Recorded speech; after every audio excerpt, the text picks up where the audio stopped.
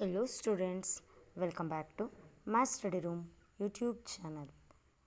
In this video, we learn types of angles. ಈ ವಿಡಿಯೋದಲ್ಲಿ types of angles ಬಗ್ಗೆ ಕಲಿಯೋಣ. Okay, zero angles. An angle whose measure is 0 degree is called zero angle.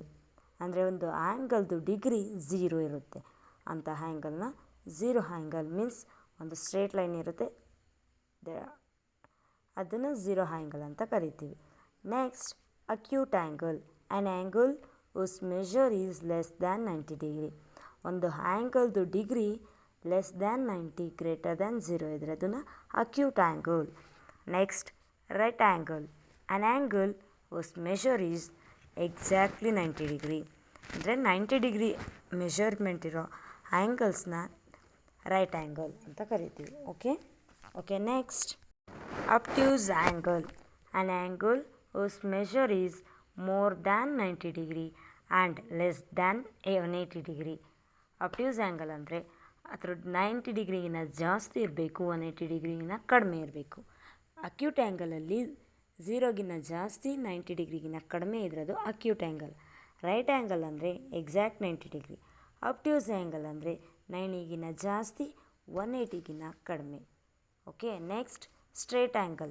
An angle whose measure is exact 180 degree is called straight angle. ಅಂದರೆ 180 degree ಯಾವುದು ಇರುತ್ತೆ ಅದನ್ನು straight angle ಅಂತ ಕರಿತೀವಿ. Next, reflex angle. An angle whose measure is greater than 180 degree and less than 360 degree.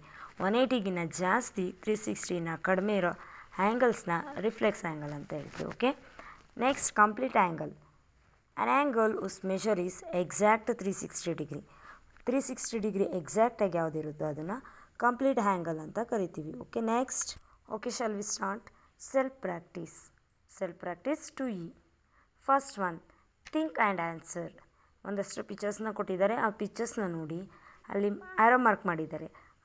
ಯಾವ angle create ಆಗಿದೆ ಅಲ್ಲಿ ಅನ್ನೋದನ್ನು ಆನ್ಸರ್ ಮಾಡಬೇಕು. Identify the types of angles. ಯಾವ ಆ್ಯಂಗಲ್ಸ್ ಅನ್ನೋದನ್ನು ಐಡೆಂಟಿಫೈ ಮಾಡಿ. ಫಸ್ಟ್ ಒನ್, ಎ, ಪಿಕ್ಚರ್ನ observe the picture, it is a obtuse angle. Next, B, observe the picture, this is a right angle. Next one, C. Okay, next, observe the picture D, it is a reflex angle. Next, observe the picture E, this is a 180 degree revolution ಇದೆ, so it is a straight angle. Next ಆ್ಯಂಗಲ್ದು names ಕೊಟ್ಟಿದ್ದಾರೆ, ನಾವು ಆ ಥರ ಆ್ಯಂಗಲ್ನ draw ಮಾಡಬೇಕು. Second question, in your exercise book draw. First one, a right angle. ರೈಟ್ ಆ್ಯಂಗಲ್ನ draw ಮಾಡಬೇಕು ಅಂದರೆ ಅದು 90 ಡಿಗ್ರಿ ಎಕ್ಸಾಕ್ಟ್ 90 ಡಿಗ್ರಿ ಇರೋ ಥರ ಡ್ರಾ ಮಾಡಬೇಕು. ಓಕೆ, ನೆಕ್ಸ್ಟ್, ಆ್ಯನ್ ಅಕ್ಯೂಟ್ ಆ್ಯಂಗಲ್ನ ಡ್ರಾ ಮಾಡಬೇಕು. ಮೀನ್ಸ್ 90 ಡಿಗ್ರಿಗಿನ ಕಡಿಮೆ 0ಗಿನ ಜಾಸ್ತಿ ಇರೋ ಥರ, 90 ಡಿಗ್ರಿಗಿನ ಕಡಿಮೆ 0ಗಿನ ಜಾಸ್ತಿ ಇರೋ ಥರ ಡ್ರಾ ಮಾಡಬೇಕು. Acute angle. An obtuse angle greater than 90 degree less than 180 degree draw ಮಾಡಬೇಕು. Next, straight angle means 180 degree exact 180 degree. A reflex angle, it is greater than 180 degree and less than 360 degree ಇರೋ ಥರ ಆ್ಯಂಗಲ್ನ draw ಮಾಡಿ. Next, complete revolution means 360 degree. Okay, next, observe each of the following angles and name them. ಆ್ಯಂಗಲ್ಸ್ನ ಕೊಟ್ಟಿದ್ದಾರೆ, ಆ್ಯಂಗಲ್ಸ್ನ ನೋಡಿ ಅದರನ್ನ naming ಮಾಡಬೇಕು. First one, it is clear that it is a straight angle. Next, it is less than 90 degree greater than 0 degree, so it is a acute angle. Next, C is exact 90 degree, so it is a right angle. D, it is greater than 90 degree less than 180 degree, so this is a obtuse angle. Next, E, it is clear that 180 ಗಿನ ಜಾಸ್ತಿ ಇದೆ, 360 ನ ಕಡಿಮೆ ಇದೆ, so it is a reflex angle. Next, F, 90 ಡಿಗ್ರಿಗಿನ ಕಡಿಮೆ ಇದೆ, 0ಗಿನ ಜಾಸ್ತಿ ಇದೆ, greater than 0 degree less than 90 degree, so it is a acute angle. Next, G is a complete angle. Next, H, it is exact 90 degree ಇದೆ, so it is a right angle. Next I, greater than 90 degree, less than 180 degree, so it is a obtuse angle. Next J, look at the picture. J, this is less than 90 degree, greater than 0 degree, so it is a acute angle. Next K, it is greater than 180 degree, less than 360 degree, so it is exactly a reflex angle. Next L, observe the picture. This is complete angle whose degree is exact 360 degree. Next question is, write the time shown by each of the following clocks. Use a protractor to measure each angle and write the which form of angle is formed. Okay, look at the clock A. It clearly shows that acute angle. A ಇರೋ ಕ್ಲಾಕ್ನ observe ಮಾಡಿ, ಅದಕ್ಕೆ clearly ಅದು less than 90 degree ಇದೆ, so it is a acute angle. Next clock ಬಿನ observe ಮಾಡಿ, it is greater than 90 degree and less than 180 degree, so it is a obtuse angle. Next observe the picture C. It is less than 90 degree and greater than 0 degree, so it is exactly a acute angle.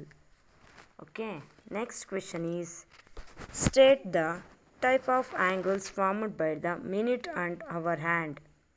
Acute angle or right angle or obtuse angle or straight angle or complete angle for each of the time given below.